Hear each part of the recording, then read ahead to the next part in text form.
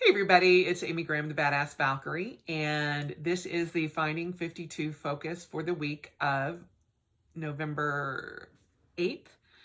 It is currently November 9th. I know, another Tuesday, but yesterday my husband had to cover another shift, and so the timing for me to record was way off, and then I couldn't upload. So here we are. The focus for this week is, who do you want to be? And I know that most of the people who follow me already know, but I have been going back through James Clear's Atomic Habits, and a lot of you may recognize this from this week or this year's One Book July, but I have read this book 3 times now and am now going through it. Actually, no, I've read it fully twice, and then I'm going back through it a 3rd time. All because I have been working on goals and habits and all of that, trying to figure out my goal setting for 2022. And it looks like I'm going to be doing the Moxie Life goal planning system. I've used Cultivate What Matters the past 2 years and enjoyed them, but I also needed a household planner to do all of our household stuff with bill paying and all that. And I have one that's specifically for my bills, but I wanted something else that I could put all of the household stuff in, and then something that even Greg could look in if he needed to. And so I downloaded a lot of the Moxie Life goal planning system prior. They have it up on their website, and I have really enjoyed going through that. And part of what led me back to Atomic Habits is working on some of the different goal planning or goal settings that they have, and their wheel and all of that. So I was looking through my past planners and through the last 2 years. And then I went back 6 months into the before times and looked at that as well. And I went through all of the different habits that I had tried different month to month and all of that.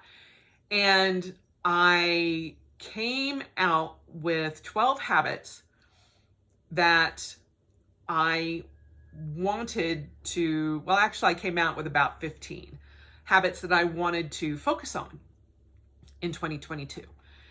And in going back and reading through the Atomic Habits, I realized, or he actually even talks about, how you have to determine who you want to be before you can set all of these goals, because it has to come from inside out, not outside in. And so there are different habits that he talks about. And I just happen to have that marked. There are outcomes, there are processes, and there is identity. Those are the 3 layers of behavioral change. And outcome-based habits are like, I want to lose weight, or I want to lose 30 pounds. And so that was your goal, and you force your body to try to do that. And if your identity doesn't sync with that particular goal, then you're just going to stop that goal once you hit the 30 pounds.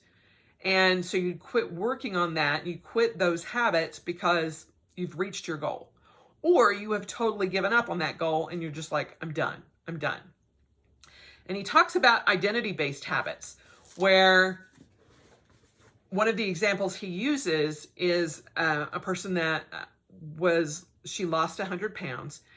And the way she did that was with her habits, but it was, do I want like a burrito or do I want a salad today for lunch? And her habit was, every time she needed to make that choice, she's like, what would the healthy person choose? And I know that's kind of oversimplifying things, but it all comes down to, who do you want to be? Or who are you? And, I have self-identified as a lot of things through the years. And looking back through all of my planners and such, seeing all of my workouts and all of my runs and all of this stuff that I kept track of, I was like, wow. When I was at the height of my fighting career, I was working and training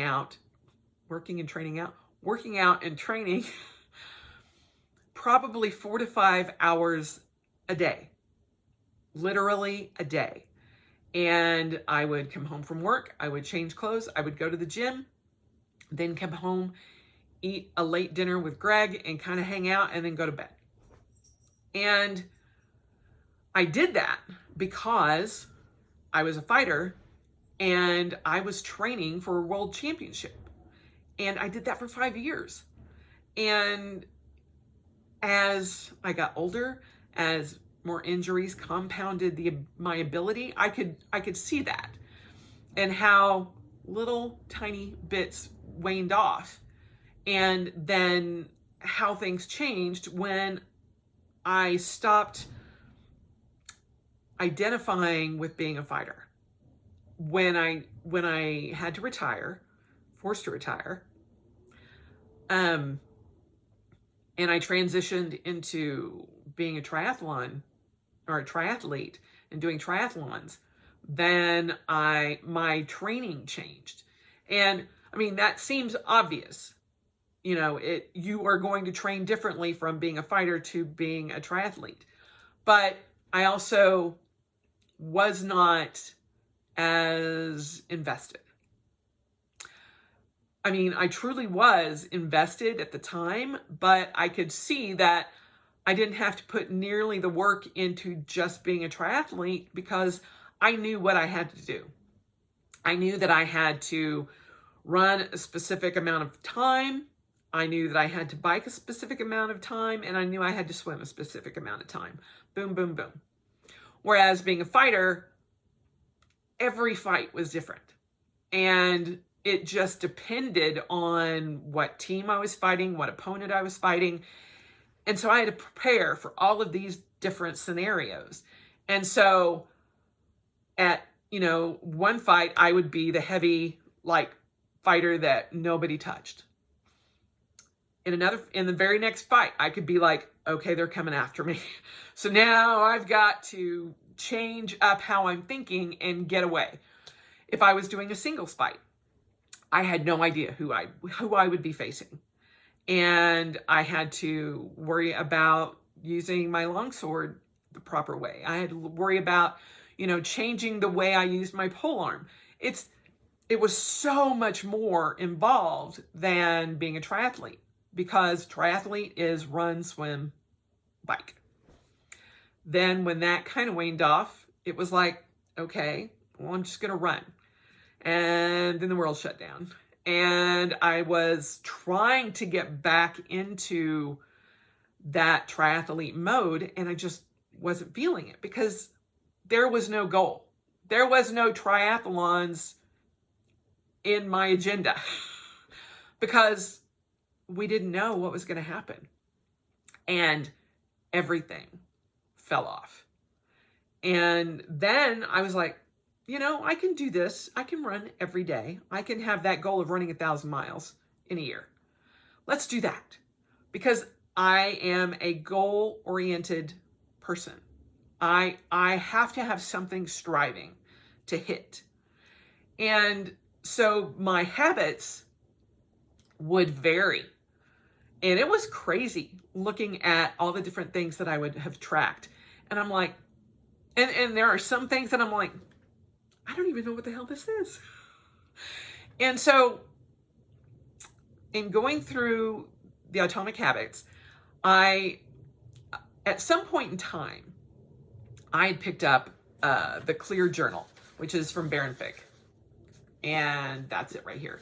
And in this journal, it actually has a place for you to track 12 habits or 12 months worth of habits.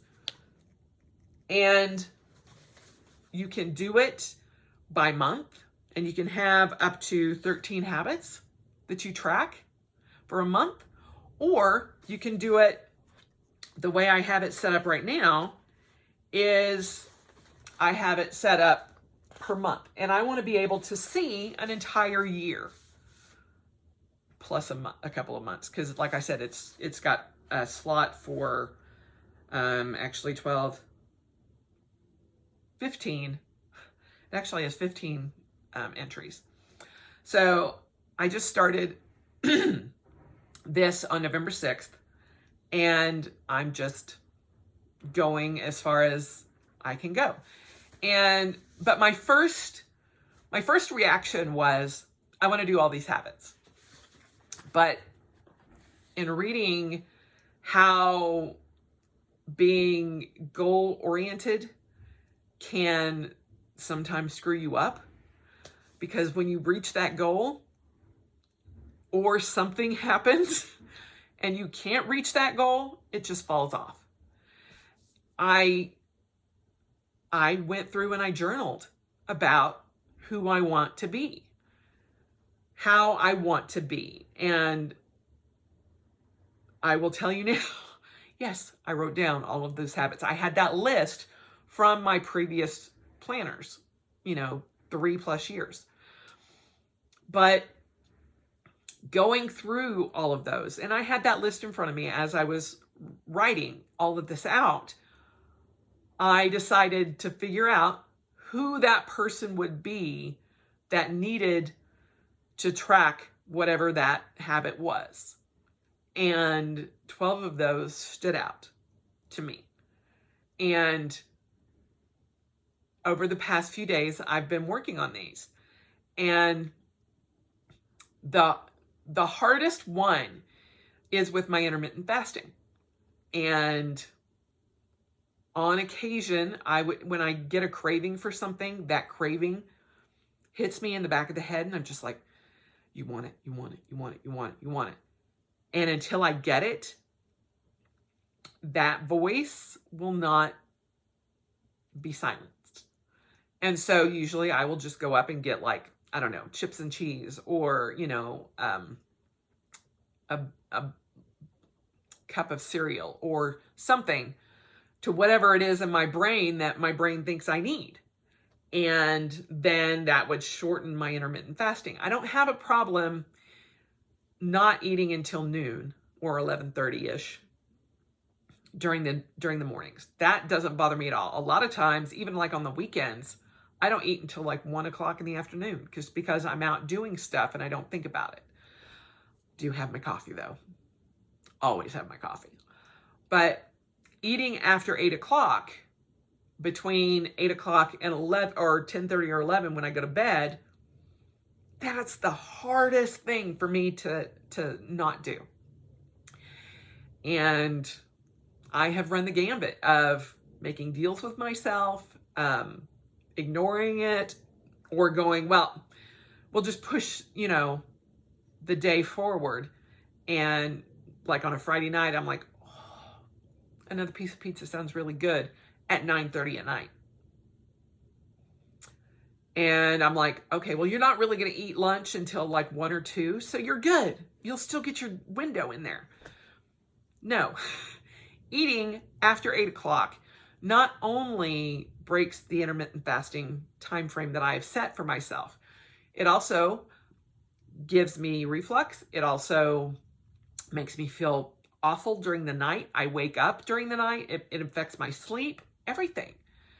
And so in determining that one of the 12 habits that I want to focus on over the next year is not eating after 8 p.m. And I separated the two. In the past, it's like maintain your eating window from 8 p.m. to 11:30 in the morning. It's all been one habit.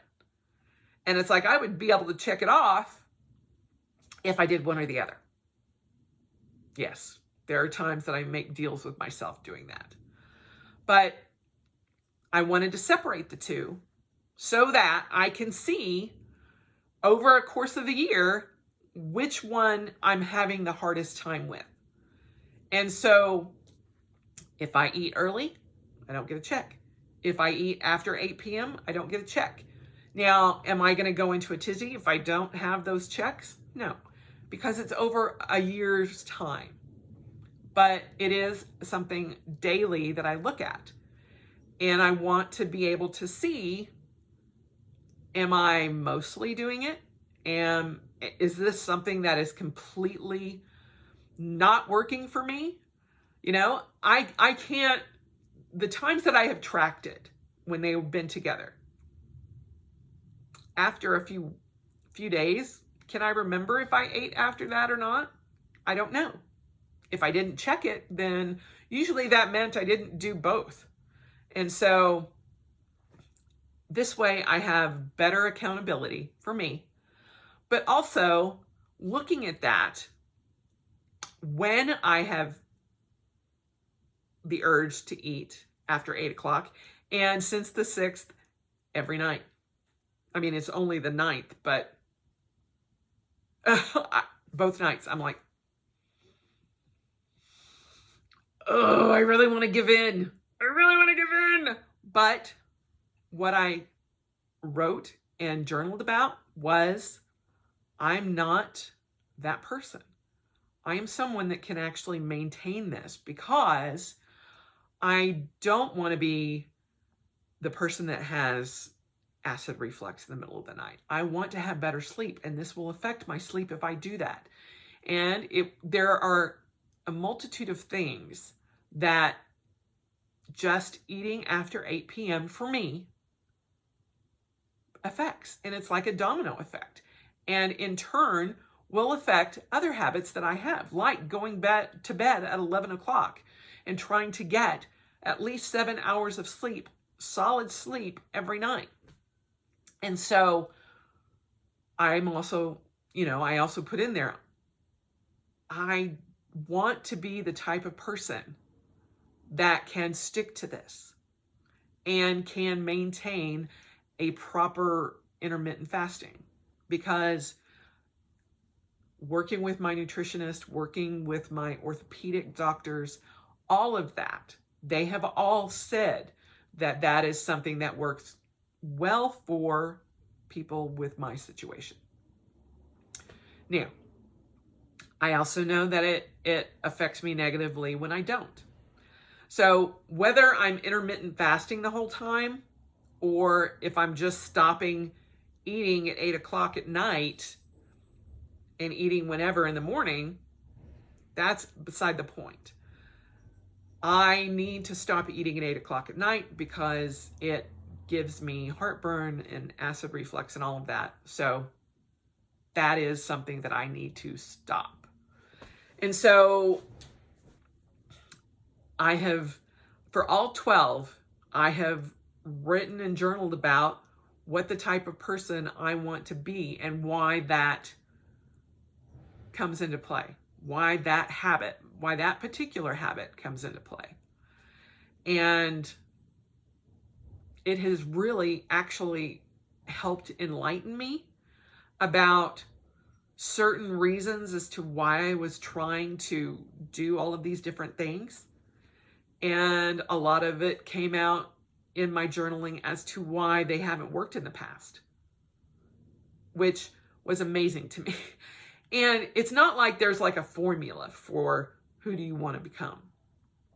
It's just, I did it backwards. Like, this is the habit that I think I want, that I have been trying to acquire. But these are the reasons that it has failed in the past. And I was brutally honest with myself. And part of why I'm not telling you all of my habits and showing you all of my journaling is because that part of me is very private about it. Because, like I said, I was brutally honest with myself. And there were certain things that I chose not to do.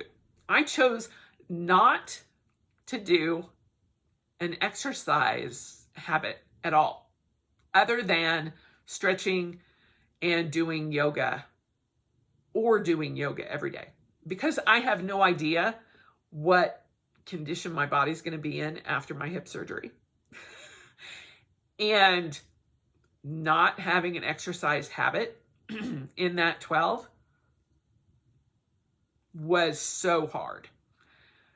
And I initially had three, knowing full well that I am going to have hip surgery and have no idea how mobile I'm going to be for however long. Not that I will not be mobile in my recovery, but I have no idea if I'm going to be able to do anything every day at all. And so when I started journaling about those, I'm like, no, can't do that. Take that one off. I'm like, but we can do, no, can't do that. And there was a part of me that's like, but I want to be that person that does that. And it's like, no, rein it in a minute. You're still trying to pigeonhole the, sorry, my voice is really scratchy today, y'all. You're trying to pigeonhole yourself into that athlete identity, which I am, but I am an athlete in flux right now. And so I can't put that as something that I want to do for an entire year, because I will have no control over it right now. I have no idea. You know, if I put down an exercise goal, or I keep saying goal, an exercise habit that I want to try to improve, and let's say something goes wrong with my surgery, or I am not nearly as mobile as I thought that I would be, that would put me in a downward spiral so quick that I would just throw everything out. And I know that about myself. I wholeheartedly admit that about myself. Just because going through the process of weaning off my 1,000 miles in a year, that has been so hard to let go and to let it just be, and not mentally go nuts because I had to let it go. And so I can look at that and see, even though I know in the logical part of my brain that I had to, I can't do it. Greg and I went to, this is a little side tangent. Greg and I went to see a movie last Thursday. We went and saw The Eternals, which I loved, by the way. And I have a harder time going downstairs because that's when my hip has a bigger tendency to release. And so I get up and they're in like the recliner chairs. And I get up and I go down the first set of steps, and Greg is like ahead of me, like 2 people ahead of me. And I'm like, honey, stop. He's like, what's wrong? I'm like, just stop. And so he gets over to the side of the stairs, and he's like, what's wrong? And I'm like, I've got to have you help me down. He goes, really? I'm like, yeah. Because sitting in that chair with my legs up for, 2 hours, my hip was not very solid. And so, in my head, I know that those are issues. But the athlete part of my brain is like, but you can still do it. If you really wanted to, you could still do it. And I'm like, no, I can't. But there's always that fight. in my head. So not putting any exercise related habits was intentional, hard, frustrating, and something that had to be done. But I also know that these are the 12 foundational habits that I want to improve to become a better Amy, because it makes me healthier. It helps me get my body in better shape for my surgery. It helps me reduce issues that I have as far as, health related issues. And it's also something that will help with stress. Meditation is one of my goals, or one of my habits that I want to improve upon. And I keep saying goals, but these are not, if I don't hit it every day, that's okay. I want to see what I can improve upon over this next year with these 12 foundational goals. Or, see, I can't even get it right telling you these foundational habits. So I want to improve all 12 of these habits for specific reasons to become a better me.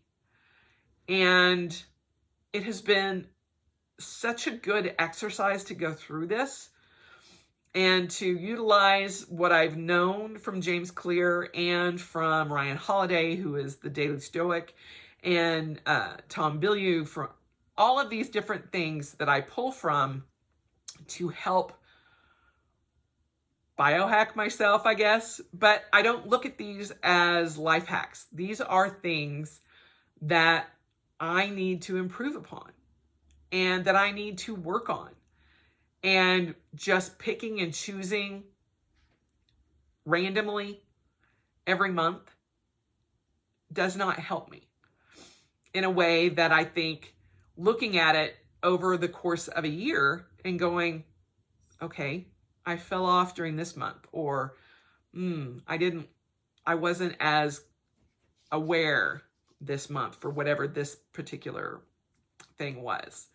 I'm not going to beat myself up over it. Whereas if I was just giving myself 30 days, I could just kind of half-ass it. And that's not what I want to do, because it's not helping me improve. So I picked the 12 that made logical sense and that I could justify because it helped me become the person that I want to become. And that is overall a healthier, happier, less stressed Amy. And all of the 12 habits that I chose fit into that. And it all, after, journaling a few pages, it all kind of came into, I seem to have kind of a theme going on here. And that's why some of the habits that I had on my original list got nixed. Not only just the exercise habits, but other ones. And I'm like, okay. Now it makes more sense because I know who I want to become in the future. Am I setting a date? No, I'm not. I know these, if I improve these habits, these 12 foundational habits, I have no choice but to get better, because those habits all end up making me better. And it's working from the inside out instead of, I'm going to run 1,000 miles and I don't care what it does to your body. That also helped me release that. And, I don't know that I will do that over a year again. I may do something monthly. I don't know. And that's the key, is because I cannot determine who 2022 Amy is going to be, other than wanting to improve her, this is where I am. I know who I want to become, but I also thought that I would be this amazing athlete for much longer than I had. I knew it was always going to be a small window to be a fighter. And that's why I put off so much of my life at the point of, we are so focused on this, and all of our extra money and everything went into getting me overseas and fighting and, being a world champion and doing that kind of thing. And so now that is still a part of me and always will be. But I also know I am paying the price for that. So many ways. New hip, concussions. Overall, my body held up really well. But there are things that, through genetics and, abuse from myself and growing up, there are issues. And I am in great shape for someone that's 55 or will be 55 in less than over a month and 4 days. So, I am fairly happy with how everything is turning out. Habits, health, all of that. I could be in much better or much worse positions, but having gone through and just journaled about who I want to become without having specific goals, it was more of, in general, I want to be healthier. I want to have less stress in my life. I want to be happier. I want to have all of these different things that bother me go away. I want to have less clutter in my house. And one of my goals habits is to clean 15 minutes a day. Just whatever it is. If it's me, cleaning the mirrors for 15 minutes or, picking up after the cats or whatever. It's a little step every day that helps me improve. And that habit is what will get me where I want to be. But there's no end goal.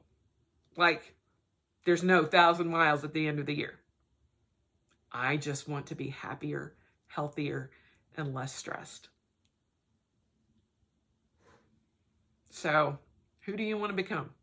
Who do you want to be in 2021 or 2022 and beyond?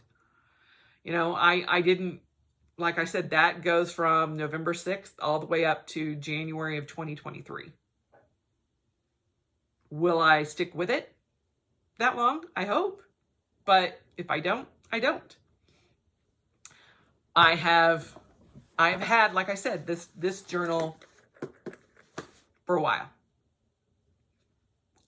I wanted to fill it out, but then I was like, I would look at the habits that are in my Zoomkin and be like, didn't finish filling that out. Didn't do that. And in the back of my head, I was like, I don't even know what I want to put in there. But going through this exercise and figuring that out helped tremendously. It's taken stress off of me just to be able to determine that. And it has helped me kind of guide my 2022 goals. These are not goals. These are habits that I want to improve upon. Do I have 2022 goals? Hell yes, because I'm not giving up on that. But are they going to be different because I've gone through this exercise? Yes. Do I know how they're going to be different? I don't know that yet, but I hope I will figure that out over the next course of, a month. But I also think that while I am, laying in bed for a week recovering and just kind of hanging out, I will work on that. Just because I will have a little bit better idea after my surgery as to what is to come, you know? So we'll see. But this is where I'm at. And I just wanted to share that as the focus for the week is, who do you want to become? Have you ever thought about that? Have you ever thought of how your habits lead you? Or are they habits that are like goal driven, that are from the outside in, where it doesn't really stick? That's the thing. Some of these habits are habits that I've tried to stick with for various reasons over the past 4 years, and they didn't work. They didn't stick. But looking at them and reframing them in a way that they are from the inside out, and it's helping me get to where I want to be. But figuring out that is where I want to be, not the sun, just in general. Although I would love to have much more sun. But figuring out where I want to be and who I want to be has helped flip that scenario. So take it for what you will. I just felt compelled to share what I was doing. So that's the focus. Who do you want to be? Who do you want to become? Have you ever thought about it? I hope you guys have a great rest of your week, and I will talk to you soon. Cheers.